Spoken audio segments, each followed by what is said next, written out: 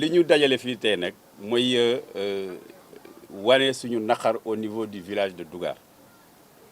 parce que dañu gis benn promoteur marocain lëkkaloo ak ay sénégalais ñëw au niveau du village de Dougar pour nangu seen suuf bu ñu remonter un peu sur l'historique c'est vrai que ñoom état bi joxoon na leen suuf au niveau de Diamniadio mais fi leen état bi joxoon mu ngi nekk actuellement fi gendarmerie Diamniadio nekk foofu moment yooyu fekk gendarmerie newagu fa waa PIGOP doon sàkku suuf le président de la république d'alors Ablaye Wade jox leen foofu une superficie de 80 hectares te bi mu leen koy jox dafa ànd ak rapport de présentation ak un décret présidentiel numéro 1074 du 13 août 2010 ñu jox leen surface boobu pour ñu exploiter ko alors ñu dem ba si foofu ñu ne léegi foofu arrangé wu leen alors bu le président joxee benn suuf benn partie si suuf si dans une localité boo demee ba arrangé wu la mais booy laajaat feneen da nga war a dellu si président ne ko fi nga ma joxoon arrangé wu ma joxaat ma feneen président defaat beneen décret jox la ko mais li ñu constaté loolu defuñu ko ñoom dañu xëy rek ñëw si suñu tool yi utiliser ay magu yoo xamante ne kenn xamul fu ñu ko jëlee defar benn terre fictif ñëw samp si suñu tool yi naan foofu moom lañ leen di jox pour ñu tabax fa seen projet. alors c'est un projet qui dure de 10 ans depuis 10 ans ñu ngi xeex ak ñoom pour au moins ñoom ñu wanlu juste rek benn décret présidentiel boo xamante ne moom moo leen ne fii baaxul dem leen fële. et jusqu'au moment où je vous parle depuis 10 ans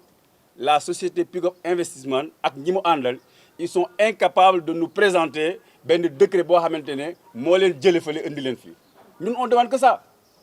parce que ñun ce que nous détenons papier bi leen indi Diamniadio c'est très clair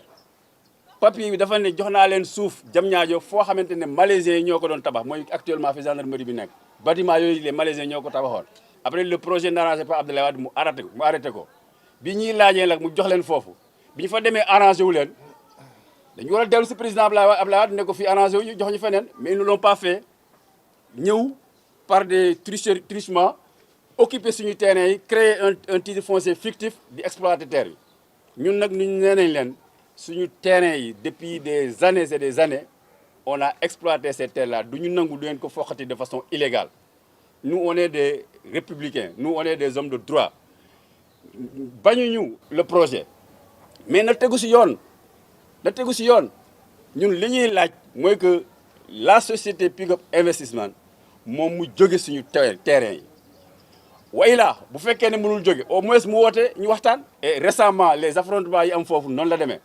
population bi dañuy nangu comme waxtaanoo ak ñun nañu arrêté liggéey bi alors les jeunes sont partis sur le sud, il y a eu des affrontements mais ce qui est regrettable dans tout cela le comportement des forces de l'ordre parce que man mënuma accepter des forces de l'ordre qui sont chargées de gérer la sécurité de la population ñu leen di violenter à ce rythme-là. Le samedi c'est fajar la ñu dugg dans le quartier de Lossa dugg dans le quartier di dajji bunt yi di dajji fenêtre yi di jël nit ñi di leen yóbbu au niveau de la prison. Ce qui fait que fajar boobu ils ont récupéré environ plus de 34 jeunes au niveau du village ñu yóbbu leen au niveau de la prison. Au nom de quoi? Cette intimidation du jàll ñun suuf soosu ñoo xamante ne ñun on l'a hérité ça fait des années ñun ñu ngi ci exploité du ñu nangu ñu koy foqati illégalement ci population bi. Donc en ce qui concerne la population de Dougar la lutte va continuer même si ñu jëloon tous les jeunes de Dougar ñu emprisonné leen les femmes vont prendre la relève bu ñu jëloon femmes yëpp les vieux vont prendre la relève. La lutte va continuer jusqu'au dernier souffle de la population. Donc loolu c'est pour attirer l'attention de l'autorité par rapport à cela. maa ngi lancer un appel à toute la communauté Safi. Si Dougar tombe, c'est toute la communauté Safi qui va tomber. Que toute la communauté Safi se soulève pour dire non à cette spoliation foncière, pour dire non aux bandits fonciers.